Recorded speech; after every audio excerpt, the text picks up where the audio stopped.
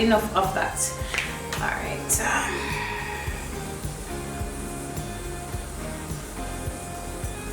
Yeah, put my dress.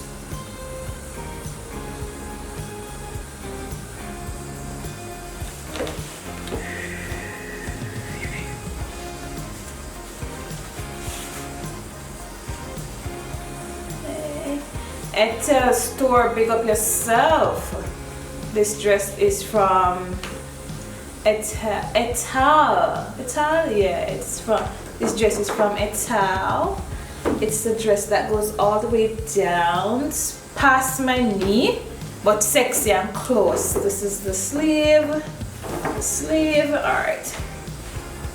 Hi everyone, welcome back to my channel. Thank you guys for stopping by again. This is the story time, something a bit different for the channel. I am not necessarily a talker. Well, my husband will tell you I do talk a lot in the house, but naturally I'm not really a talker. If I'm in a room, you will not be hearing my voice too much, but I am here today to do a story time about me. I hope it go well, fingers crossed. Alright, so on September the 16th, 2019, oh god, whoosh, 2019, I gave birth to a baby boy.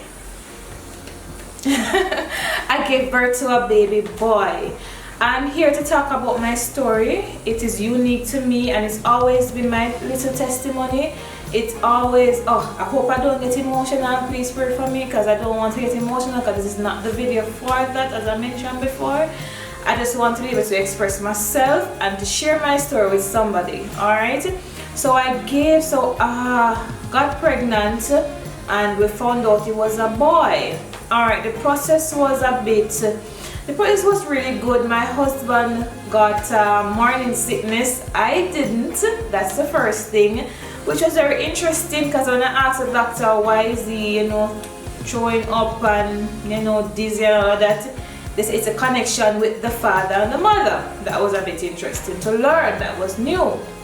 However, I never had any morning sickness.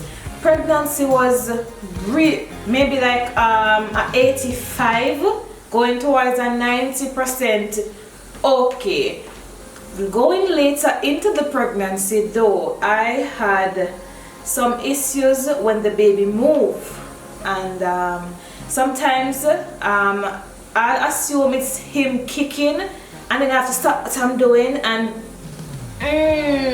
like, ooh, oh wow, that hurts, and then it stopped. But every time in kick, I tense up myself because I know it's going to hurt, and it did. Going into it, I was instructed by my doctor to do some little tests. If you have ever been pregnant, it's a process, and if you have never been, it's a process. So I was due for an ultrasound. When I did ultrasound, the doctor told me that baby's in breech position. But don't worry, mommy, they'll turn, They normally do. So let us hope that baby turns. So me, being positive, told my husband, decided to think, say, alright babe, baby's in breech position, he hasn't turned, he's not fully breech. Doctor kind of encouraged me. So he's not fully breech, he's not in the position. I think I was 30 something weeks, but he said that normally they turn already, but he didn't.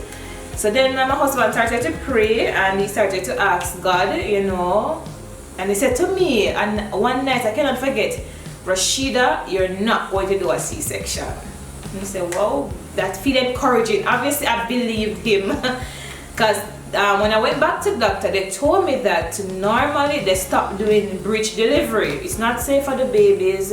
Statistics show that babies have brain damage after a certain time. They start to grow after. You start to see effects of them, showing off some different sickness, because the breech delivery comes with a whole list of things. But this is my story and what I experienced.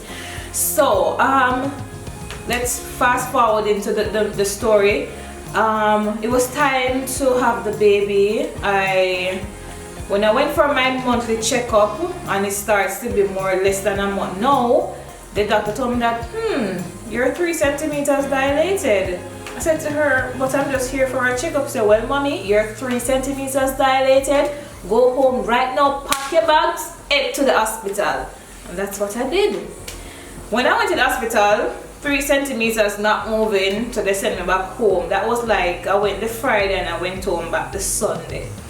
When I went home back, I feel in pain, but in my head, it's my second child by the way. In my head, I just do look a contraction, nothing now go on for me.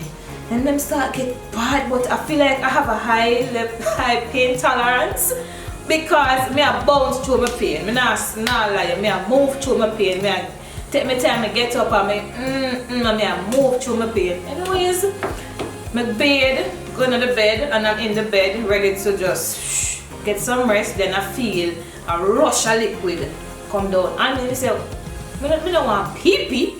I make us a box with the cover and I look down and my husband was in the couch and I said to him, babe, what is this? And he said, it's the baby rush, just grab this something. I said, I forgot baby. He said, grab this something them and come on, and then we went to the hospital. Went there waiting for an examination by the nurse. She came and then she pushed up her hand. She inserted her hand. Then she said, I have to call a doctor right now. Let me say, nurse, what it is, because you cannot scare me like that. Well, mommy, let me just go and call the doctor and then we'll talk to you. When Mr. Doctor come in and him insert, him say, call in my husband, because he wasn't there in the room. When my husband come in, him say, daddy, my mommy, the baby is in a breech position, fully breech. No. Because when he inserts his hand, there's a foot he's feeling the baby. The baby basically kicked them. That's why the nurse was frightened because the baby moving foot. Anyway, so the doctor said, well, this is the procedure, mommy and daddy. We have to do a C-section. There's no way around it. There's no trying to let mommy push. I can hurt mommy and I can hurt baby. The safest way to go is to do a C-section. I mean, I tell you, saying, man, pain, it's an understatement. The amount of pain when we endure, like telling you guys, it's nothing. It's always been my testimony, guys.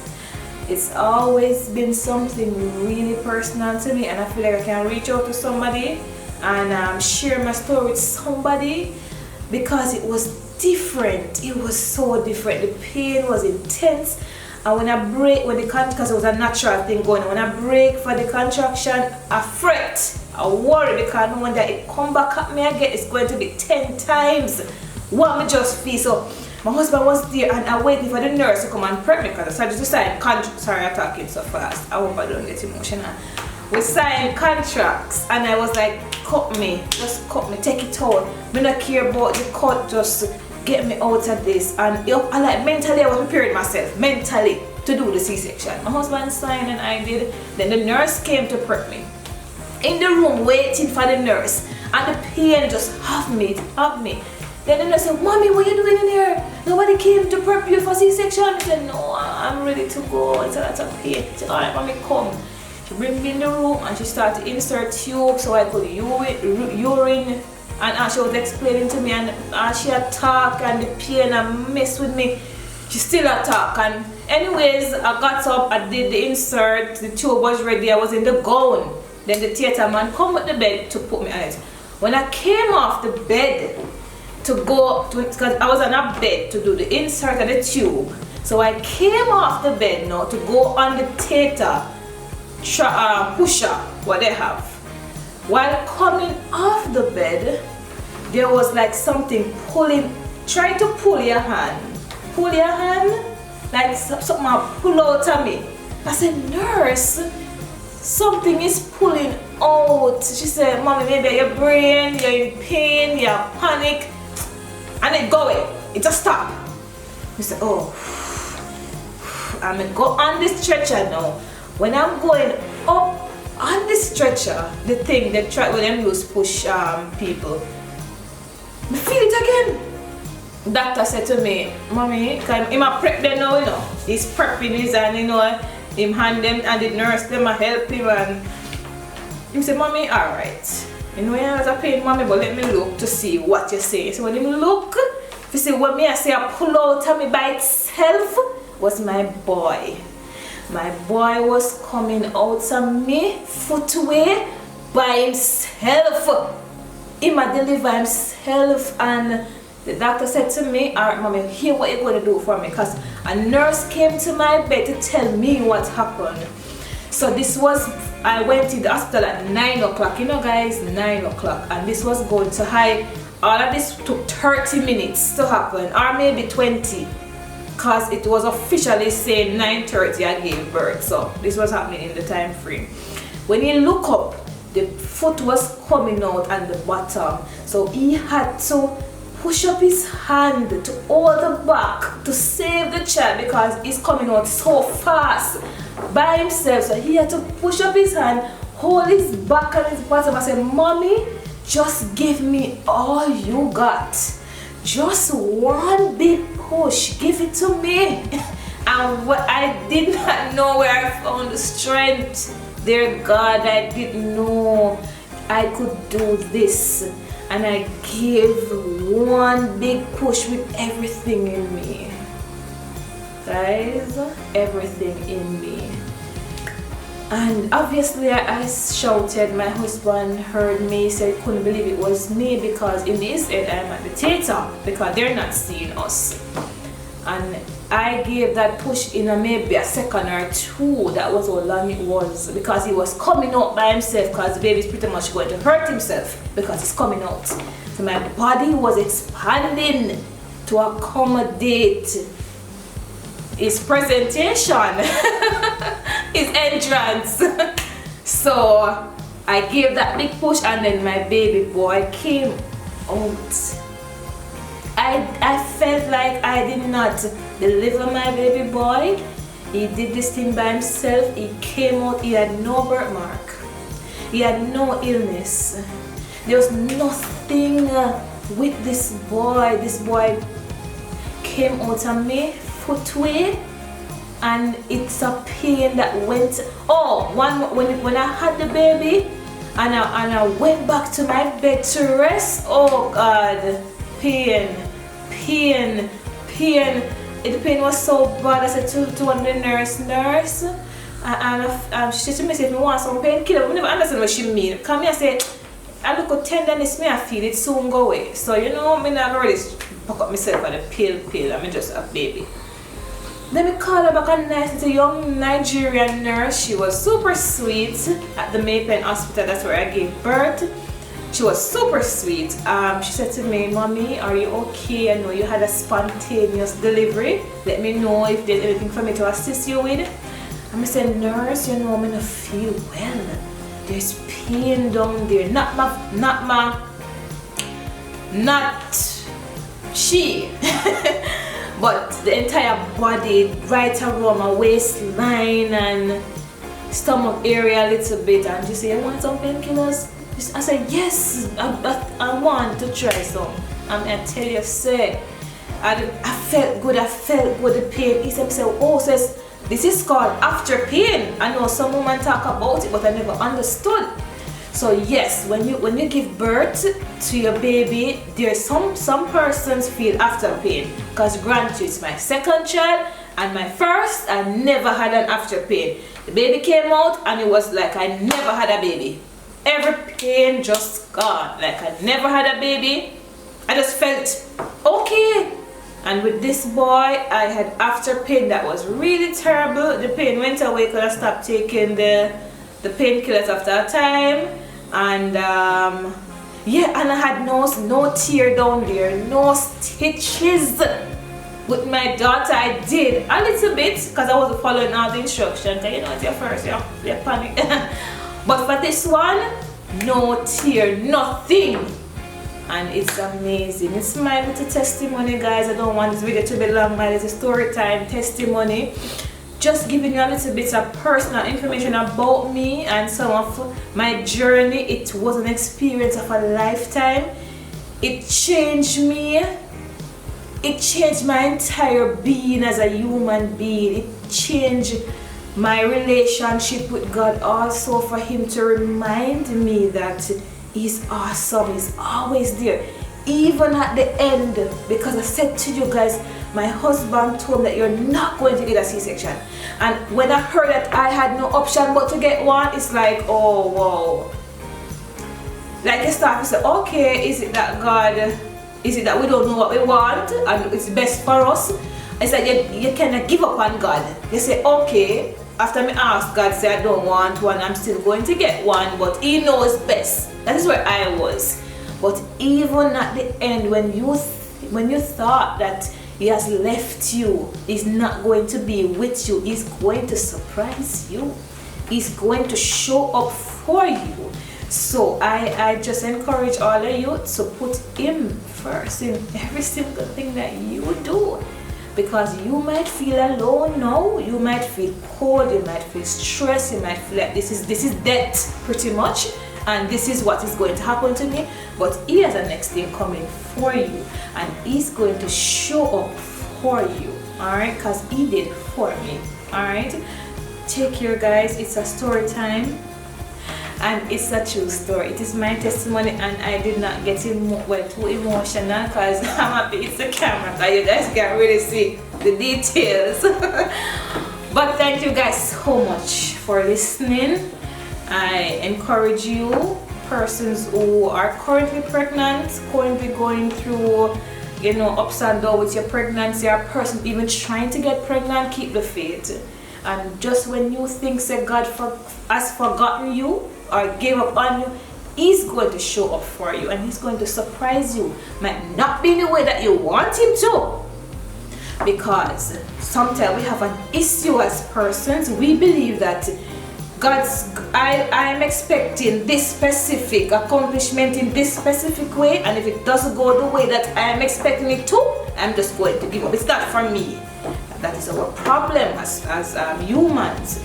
We need to allow God to take control of your situation, whatever you're going through. I know it's easy to say. Trust me, I've watched videos already, and it's easy to say, and it's the truth. It's easy to say that. But based on my testimony and my experience, what I went through, I was supposed to go through a breech delivery. That is out of my control. The baby didn't turn. That was my journey, my story, guys. And just as I was about to be ready to be cut open, because the doctor told me that if he had brought me to the theater, he would have to push back the baby up because it was down too far. And I pretty much gave us a signed the paper, cut me open.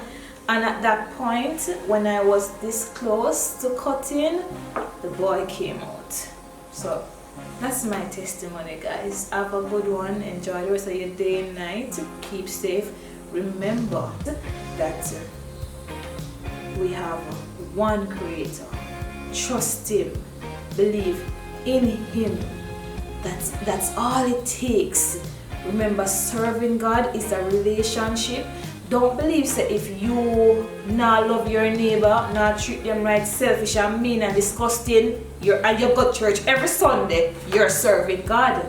You know, some Christians, I mean, I may forget religious, but some Christians, some of them can invite me to church. I swear to you, some people just can't invite me out to socialize with them. You know why, guys? See, all them treat people and some simple little things that they do. If that's the God that you serve, I don't want to know Him. If the God is like you, I don't want to know your God, because my God is a loving God.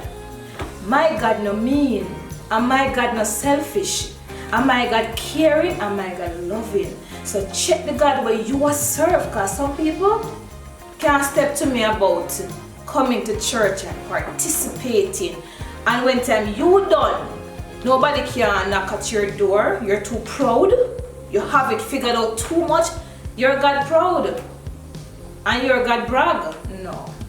So I really don't need to get rid all, so not even religious, because I'm not a religious person. I'm a kingdom believer, for sure. No doubt about that. I live my life like this every day, and I'm learning every day. Alright, social media, big up yourself. See you guys in my next one.